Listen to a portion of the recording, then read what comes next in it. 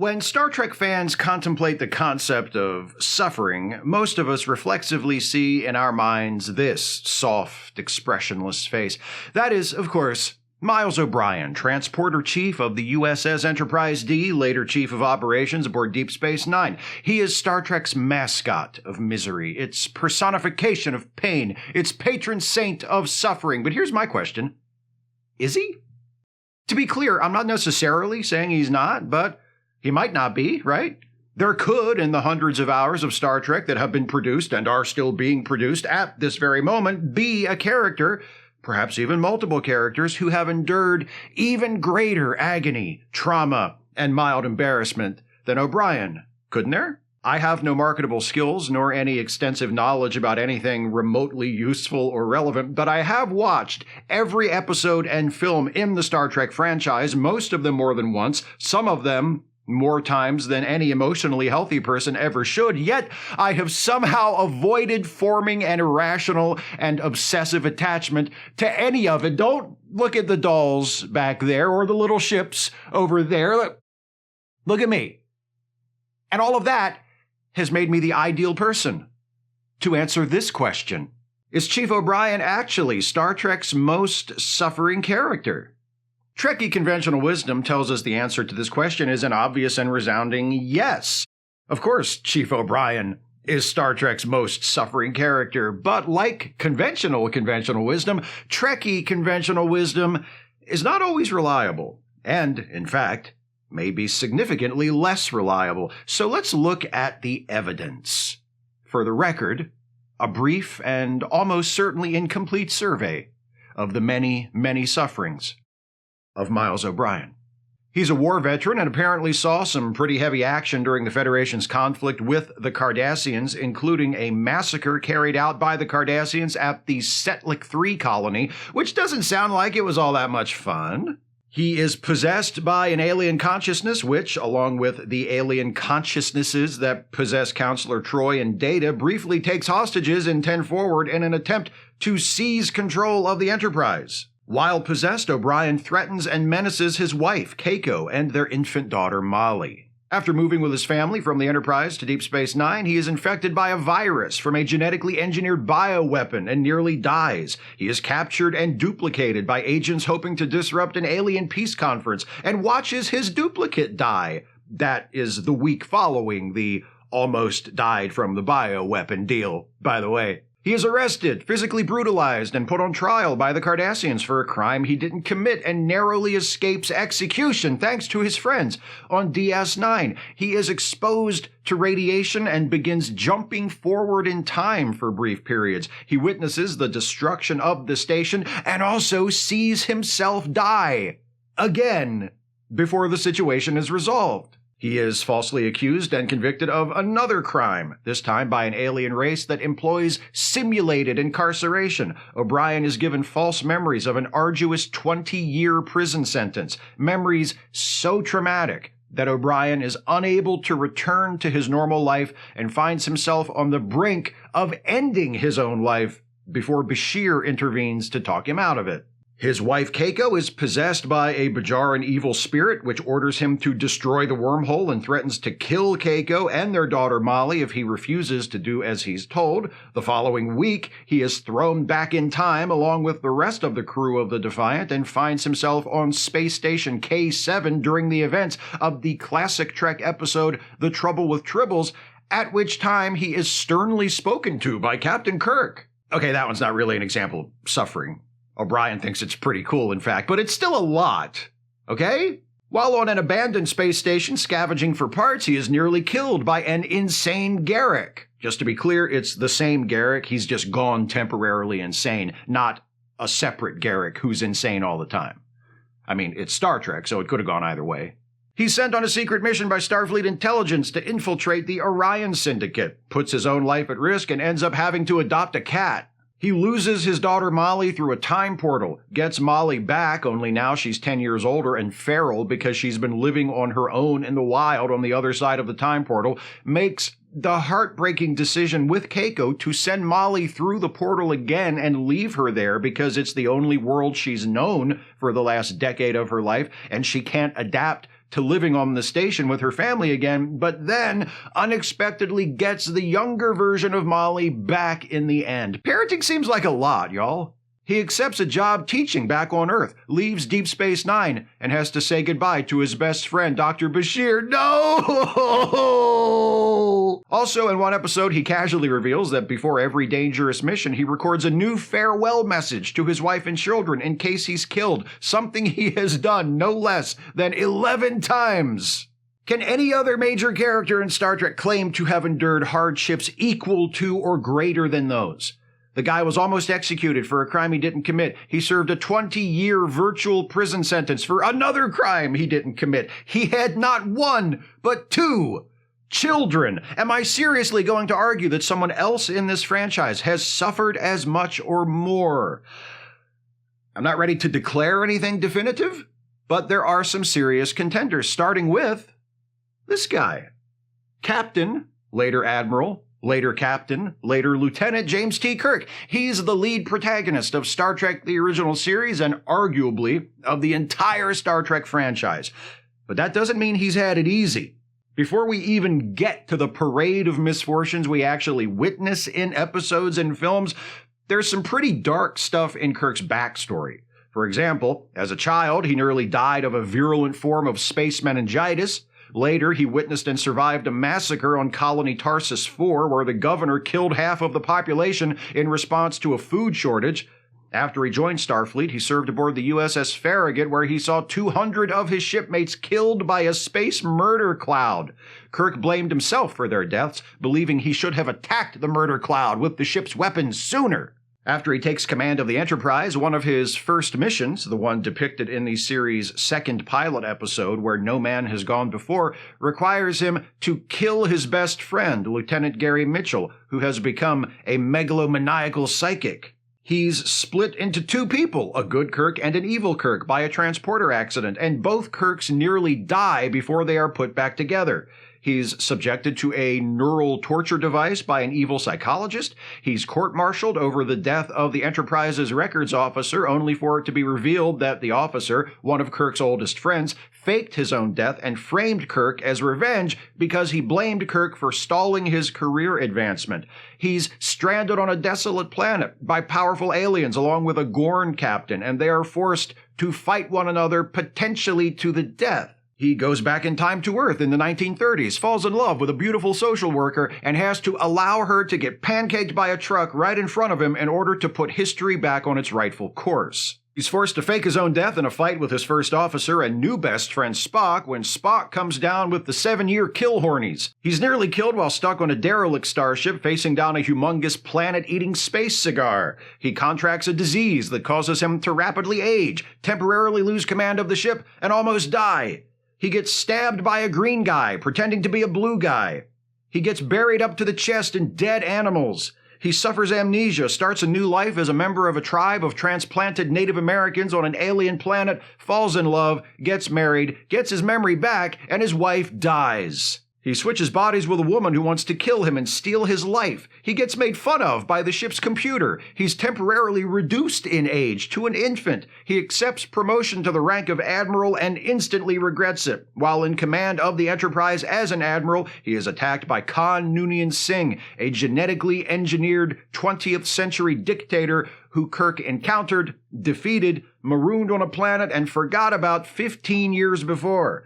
Khan nearly destroys the Enterprise, but the ship and most of the crew survives thanks to Spock, who sacrifices his own life to save everyone else. Kirk embarks on a mission to retrieve Spock's body that ultimately results in Spock coming back to life, and in Kirk's son, David, being murdered and the Enterprise blowing up. He gets framed for the assassination of a Klingon head of state and is given a life sentence in a brutal prison colony on a frozen asteroid. He gets out of that, is invited as a special guest on the maiden voyage of a new Enterprise, is pulled into a time travel energy ribbon where he can live forever doing whatever he wants, is convinced to leave this place to do a favor for someone he just met, and is immediately killed.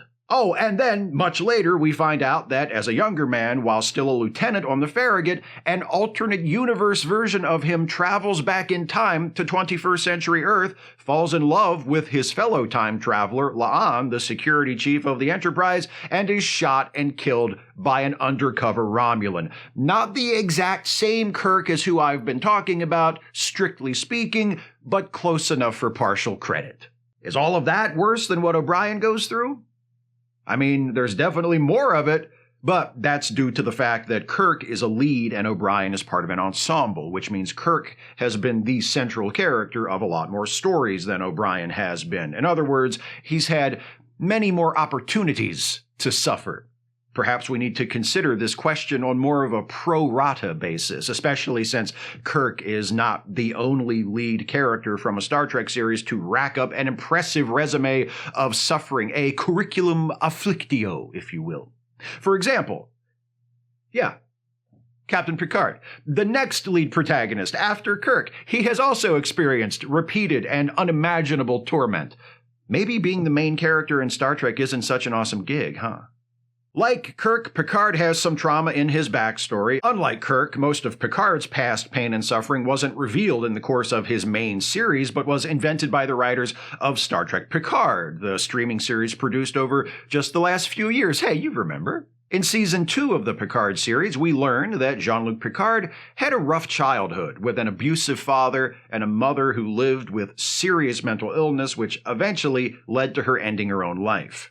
Things get better for young Jean-Luc when he grows to manhood and enters Starfleet Academy. He seems to have been somewhat of a wayward youth, but he was also a star athlete, we are told, and once he graduates the Academy, he seems poised for a great career, and then knifed in the back. He would have kept fighting after that, but the stabbing just took the heart right out of him. Luckily, it's the future, and getting impaled through the back by a gigantic alien and left for dead isn't that big of a deal anymore. So Picard swaps his real heart for an artificial one and gets right on with his life. Taking life's lemons and turning them into lemonade. That's our man Picard. By the time we meet him in Season 1 of Star Trek The Next Generation, Picard has matured into a confident, commanding leader who seems to have his shit pretty well together. And for the first few seasons of TNG, the amount of personal suffering he is forced to endure is minimal. Then, at the end of Season 3 and the start of Season 4, he's abducted by a race of alien cyborgs, forcibly integrated into their hive mind, and compelled to lead an attack on the Federation that destroys dozens of ships, kills thousands of people, and almost conquers planet Earth. That's such a bummer, he even takes an entire episode to recover afterwards. A few years later, Picard is captured by Cardassians and physically and psychologically tortured because he refuses to just humor his captor regarding the number of lights there are over his head.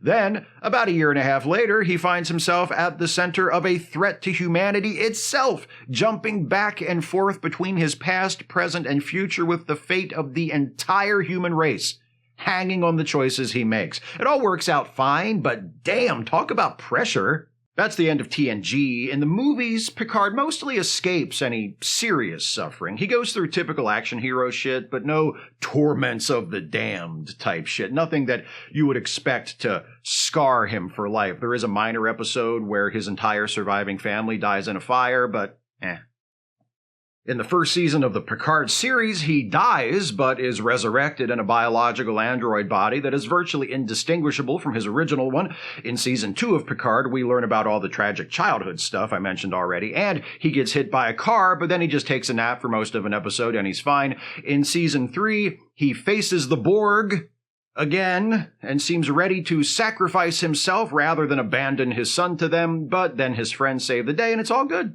The suffering of Picard is not as prolonged or prolific as that of O'Brien or Kirk. There are really only 4 major traumatic episodes in his life that were shown or told about: the abusive childhood and death of his mother, the getting stabbed in the heart, the assimilation by the Borg, and the argument with David Warner over lighting fixtures that got out of hand. Some of you might say, sure, those are all pretty bad, and living through any one of those experiences could grievously wreck a normal person for a good long time, but that just sounds like a long weekend for Chief O'Brien. However, even though his instances of suffering are fewer in number, they are each of such profound significance that I feel Picard deserves serious consideration as a contender for Star Trek's most suffering character.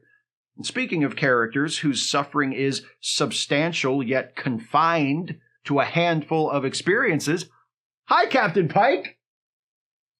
He's everybody's new favorite captain, and he's my new favorite captain, too. We all love him because he's a great guy with great hair, a great guy with great hair, and a grim and inescapable fate. We learn about Pike's fate fairly early on in the history of the Trek franchise. In the first season of Star Trek, the original series, we meet Captain Pike, Kirk's predecessor as commanding officer of the Enterprise, who was gravely injured in an accident that left him burned, scarred, unable to talk, and dependent on a beep chair to move and communicate. 1 beep for yes, 2 beeps for no.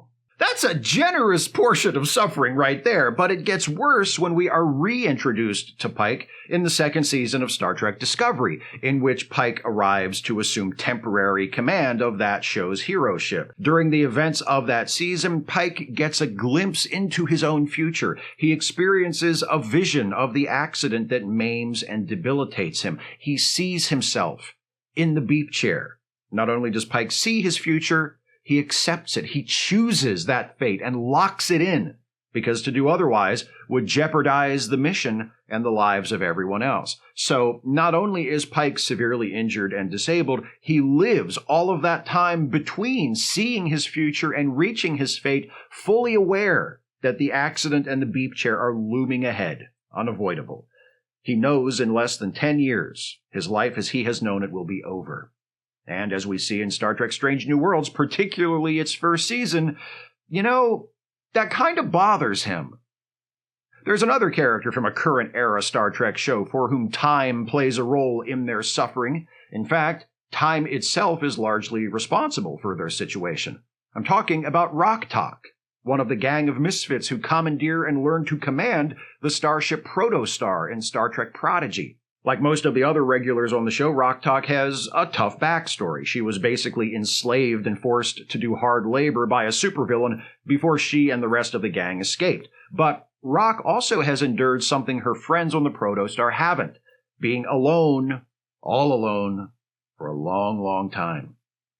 In the episode Time Amok, one of the best episodes any of the current era of Trek shows has produced, the crew of the Protostar finds themselves each trapped in a different time zone, where the flow of time moves at a unique rate and thereby isolates them from those in the other time zones. Rok's time zone is the slowest of all. She's trapped by herself for a long time. The episode doesn't specify exactly how long Rok is alone in her time zone, but it's long enough for her to teach herself all the high-level science, math, and engineering she needs to build the engine component necessary to repair the fracture in time and save the day. So I'm going to say it was a long-ass time. As the hologram of Captain Janeway says, after the crisis has been resolved and everything on the ship is back to normal, it was too long.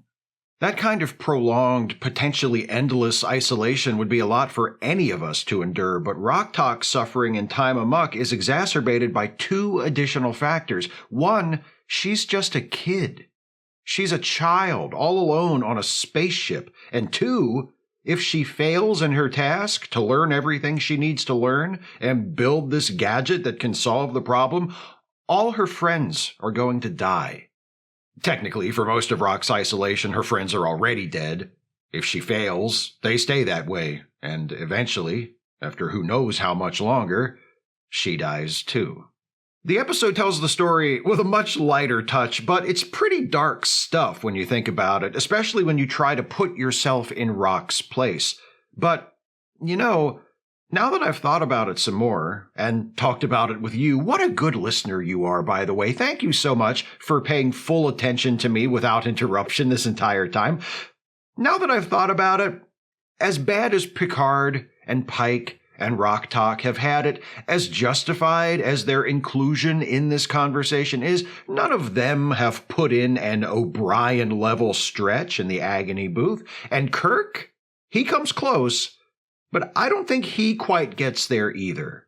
That does not mean O'Brien's suffering is unequaled or even unsurpassed in the Star Trek franchise, however, because, as some of you have probably noticed, there are a couple of characters I haven't talked about yet. Characters who are almost as synonymous with trauma and misery and torment as O'Brien, and whose misfortunes may even exceed our chap-fallen chief. They are, to my mind, the only true challengers for O'Brien's crown of thorns. The first is a man who, despite his youth, has abided greater indignity, greater disrespect, and a greater variety of the bizarre cruelties contained within this vast and pitiless universe than have been faced by most others many, many times his age. He is the fresh-faced operations officer of the Starship Voyager, Ensign Harry Kim. Primary stress on the Ensign. In more ways than one. Harry is the baby of the Voyager crew, fresh out of the academy when he signs on for what he thinks will be a short mission to track down some Maquis raiders, but which unexpectedly becomes a 7-year odyssey through the galactic wilderness. Harry's torment begins early on. He, along with B'Elanna Torres, is captured by the caretaker, held prisoner in a hospital, and infected with a potentially deadly disease. Fun way to start the series, hey Harry? It gets better. A bit later on in Voyager's first season, Harry is part of a landing party visiting an asteroid, which they discover is littered with dead bodies. When the team beams back to Voyager, Harry is accidentally beamed somewhere else, to a planet inhabited by people called the Venori, who have a custom where, when they're about to die, they climb into coffins where they are euthanized and transported into what they believe to be the afterlife, which they call the next emanation. Only, unbeknownst to them, there is no afterlife. It's just an asteroid where their corpses are left to rot. Somehow, Harry switches places with a Venori woman who was being sent to the next emanation at the exact moment he was beaming up from the asteroid, which means that, instead of arriving back on Voyager, he materializes inside of a coffin. Then he inadvertently disillusions the Venori he meets by telling them their version of heaven doesn't exist. It's just an asteroid with a bunch of their dead loved ones decomposing on it. Then he realizes that the only way he'll be able to return to Voyager is by getting back in the kill coffin and allowing himself to be euthanized and sent to the asteroid. So that's what he does. He gets in the coffin, he dies, he materializes on the asteroid, Voyager's sensors detect him and they beam him up, and the Doctor is able to revive him. Janeway is sensitive to the seriousness of Harry's experience and gives him a few days off. She encourages him to write about it, or express himself in some other way, or just take some time to reflect on what's just happened to him. Harry's misfortunes continue the following season when this other thing happens to him where he fucking dies. Those of you unfamiliar with the assorted misadventures of the crew of the Starship Voyager might be thinking, that's odd. Didn't Steve just say Harry died in that episode from season 1? Indeed, I did. However, there is one very important difference between Harry's death in that earlier episode and Harry's death in season 2. Harry's death in season 2 is permanent. He dies and he doesn't come back. Once again, if you haven't watched Voyager or haven't watched it for a long time and don't remember this, you may be confused. Isn't Harry a character on the show for the entire 7-year run? Why, yes, he is. Then how can he die and stay dead in season 2? Well, allow me to explain.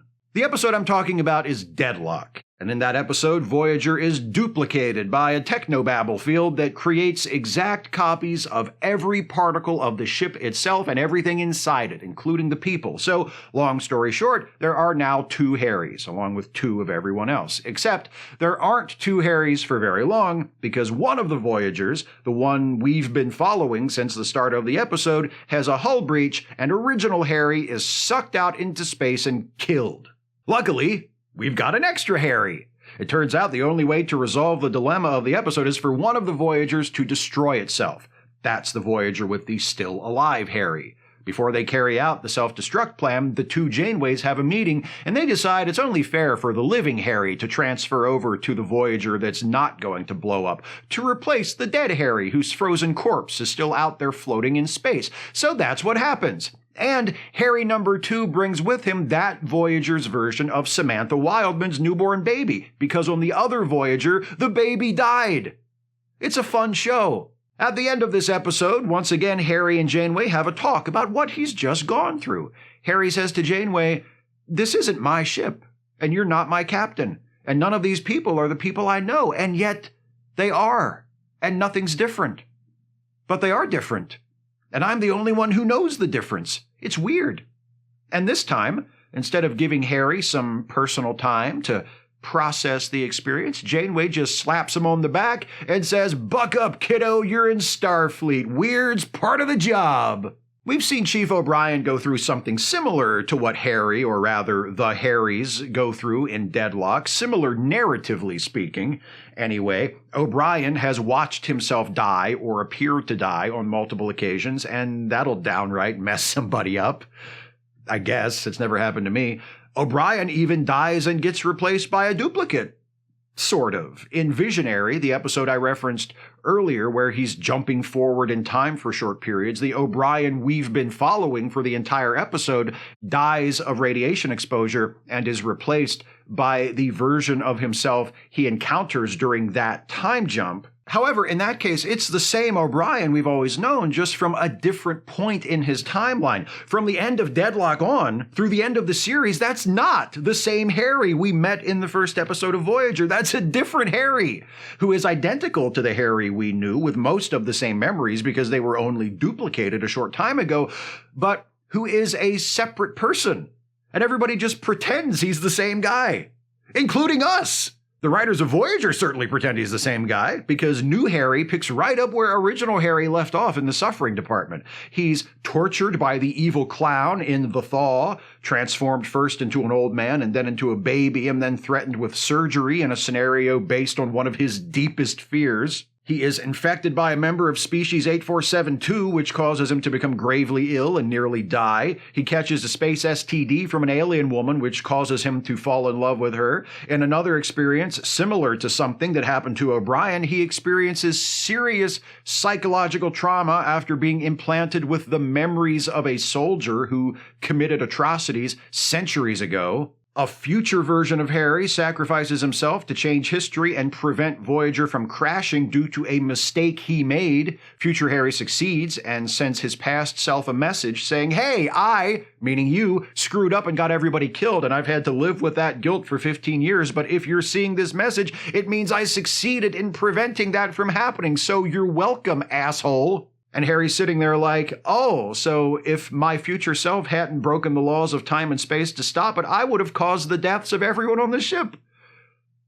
Cool. There's also another alternate future version of Harry, who marries the daughter of Tom Paris and Kes, after also serving as the best man at Tom and Kes's wedding. It's not really an example of suffering, I just think it's gross. I don't care if she is from a species that ages more rapidly than you do, Harry. You don't marry your best friend's child. That shit ain't right. Moving on to the final and, for my money, strongest challenger to O'Brien's Galactic Heavyweight Suffering Championship, the number one contender, if you will, and it is a man Chief O'Brien knows very well, baby. A man he has been in the saddle with side by side up and down that long road through the galaxy while they handled their business. A man who has stood tall on top of the mountain and crawled on his belly through the mud. A man with a bumpy forehead and two funny-looking phalluses. I'm gonna cut this off right here before I end up doing the rest of the video on a subpar Dusty Rhodes impression. I'd be having a good time, but I'd be the only one. So, Worf. I'm talking about Worf, friend and comrade of Chief O'Brien, and a legendary and heroic Starfleet officer who is long-serving and long-suffering, and who has two dicks. Klingons have two dicks, or two vaginas, whichever they've got two of them. It's canon. So if Star Trek canon is something you care about, that is a fact you have to live with. Let us examine Worf and recite his litany of pain. Like others that I've talked about already, Worf's suffering begins early in his backstory. As a child, he survives a massacre in which both his parents are killed. His younger brother, Kern, actually survives too, but Worf doesn't discover that until many years later. He's adopted by human parents and raised on a farming colony where he headbutts a kid to death during a soccer game, which causes him to live the rest of his life as an uptight buzzkill, at least when there are mostly non-Klingons around. He grows up, joins Starfleet, the only Klingon there at the time, and gets posted to the USS Enterprise. Pretty sweet gig, right? Not so much. Though Worf is promoted to security chief after the death of Tasha Yar, he quickly assumes the role of guy who gets his ass kicked to legitimize the villain. Big, tough, mean Worf gets in lots of fights during his 7-year stint on TNG and loses most of them. In pro wrestling parlance, he's used as an enhancement talent, or jobber, if you will, to the antagonists. Until he gets to Deep Space Nine, that is, at which point he says, "I don't do no jobs on no space stations, daddy, so now where we at?" But I'm getting ahead of myself. Worf's suffering aboard the Enterprise is not limited to regularly getting his ass kicked by villains. He also gets his ass kicked by life. The misfortunes experienced by Worf during the 7 years of Star Trek The Next Generation, plus those he endures during his 4 years as a regular on Star Trek Deep Space Nine, have led me to think of him as Star Trek's version of Andy Sipowicz. Detective Andy Sipowicz, played by Dennis Franz, is one of the principal characters of NYPD Blue, the landmark police drama that aired here in the US on ABC from 1993 to 2005. Andy is many things: a recovering alcoholic, a racist, a cop who is willing to brutalize suspects if he feels it necessary in pursuit of his investigation. In other words, there's a lot about him that isn't very nice. He is also NYPD Blue's designated sufferer. Pretty much every major character on NYPD Blue goes through some kind of personal tragedy during their time on the show, but due to the length of his tenure and his leading role, Andy gets way more than his share. Throughout the 12 seasons of NYPD Blue, Andy experiences a relapse of his alcohol abuse, nearly loses his job, is diagnosed with prostate cancer, discovers that his son has been murdered, sees his wife get murdered, loses his first partner during the series, John Kelly, to a forced retirement, loses his next partner, Bobby Simone, when Bobby dies of heart failure in one of the most wrenching episodes of television ever made, loses his next partner, Danny Sorensen, when Danny is murdered. And perhaps now you can see why I say Worf is the Sipowicz of Star Trek. There are some similarities in their records, are there not? Worf's father is framed as a traitor, and in accordance with Klingon custom, Worf bears the disgrace himself and is shunned from Klingon society for a few years. His mate Kalar, the mother of his son, is murdered. As if that wasn't bad enough, his son is Alexander, the most disappointing child ever born.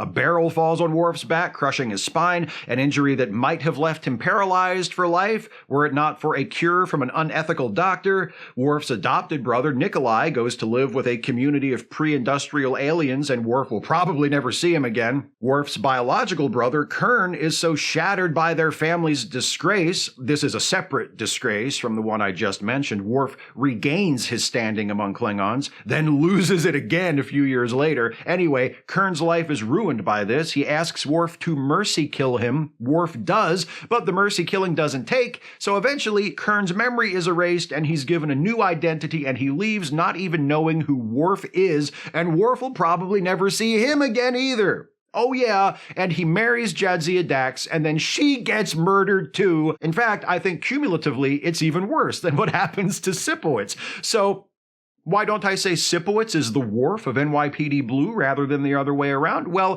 Sipowicz gets primacy of place because I think he's a better character, and NYPD Blue is a better show than any Star Trek series. Hope that clears it up. Is what happens to Worf worse than what happens to O'Brien, though? That is the question, and the answer, my answer anyway, is yeah, I think it is. I think Worf is actually Star Trek's most suffering character. However, I also think the answer hinges on what kind of suffering you consider to be worse, because the nature of Worf's suffering is mostly different from O'Brien's. Even though I think when it comes down to it, Worf has suffered more, I'm not going to argue with O'Brien being the Star Trek franchise's avatar of agony. O'Brien must suffer became a trope because O'Brien experiences an extraordinary level of suffering. Personal suffering that directly and primarily affects him. O'Brien's suffering comes mostly in the form of first-person trauma. He is wrongfully imprisoned. He is tortured. He is tormented by implanted memories of things he supposedly did. I know that's third person, but it would be first person from O'Brien's perspective. Some of Worf's suffering is of that sort, the back injury, the endless ass-kickings he takes on the Enterprise, but most of the misfortunes that Worf experiences don't happen only to him or even primarily to him. They happen to people he loves. His parents are murdered when he's a child. His father is falsely labeled a traitor. Kalar is murdered. Jadzia is murdered. He winds up permanently estranged from both his brothers. His son, Alexander, turns out to be a total wash. The difference is O'Brien suffers pain, Worf suffers loss, which brings with it pain as well, but I think you get what I'm saying. O'Brien survives his torture or imprisonment or bout with a genetically engineered virus and goes home to his wife and children.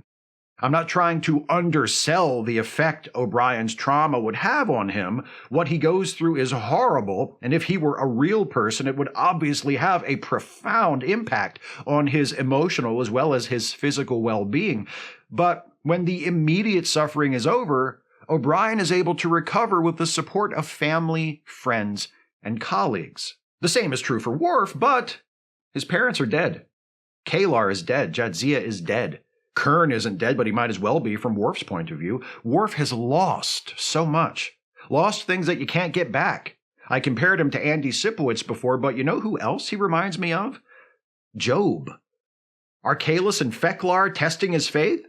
Or are they just sadistic assholes on a power trip? You know, like God and Satan in the Book of Job. A more important question to ponder is not who suffers more, Worf or O'Brien, but why do they suffer? For our entertainment? Yes. Because presenting a character in a challenging situation is a reliable method for evoking sympathy and emotional investment from the audience? Sure.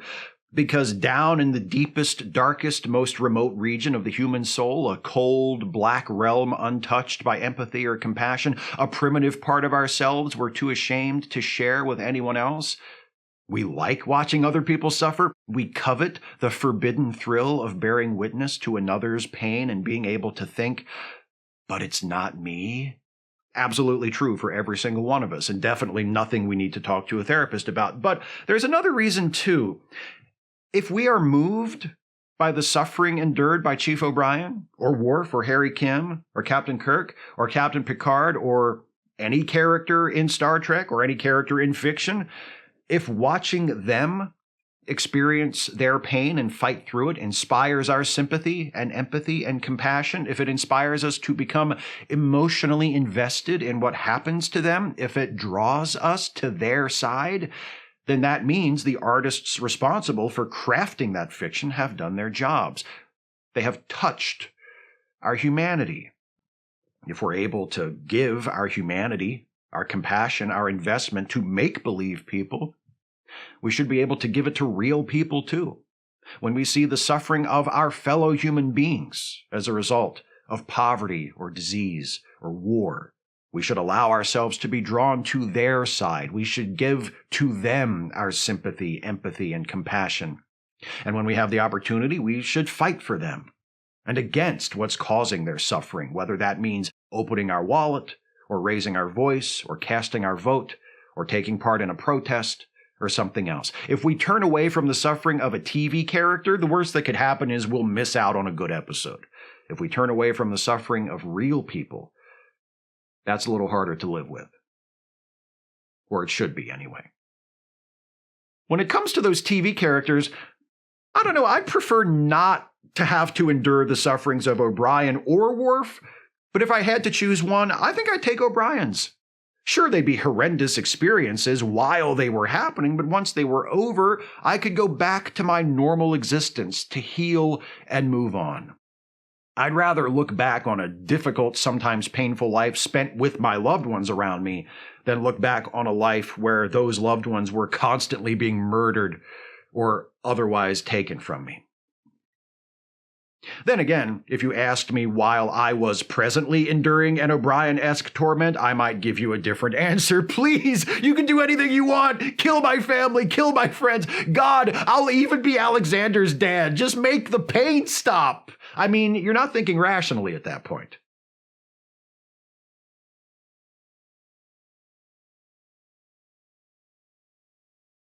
Hey folks, hope you enjoyed this one. I'm going to let you know what the subject of the next Trek Actually video is going to be, but before I do that, I want to give shoutouts to some of my newest Patreon patrons and channel members. First, the new patrons. They are Andy Lawler, thanks Andy. Tarek Hijaz, thanks Tarek. Animal, thanks Animal.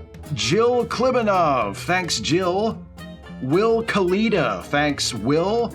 Timothy Harris Lewis, thanks Timothy. Christopher David Michael, thanks Christopher. Rachel K, thanks Rachel. Steve McMullen, thanks Steve. Diana Murray, thanks Diana. James Wooten, thanks James. And now for the new channel members. They are Ghost Wheel, thanks Ghost Wheel. Ian Hebert, thanks Ian. If you want to support this channel, you can do so by going to patreon.com/Steve Shives or clicking the join button to become a member of this channel.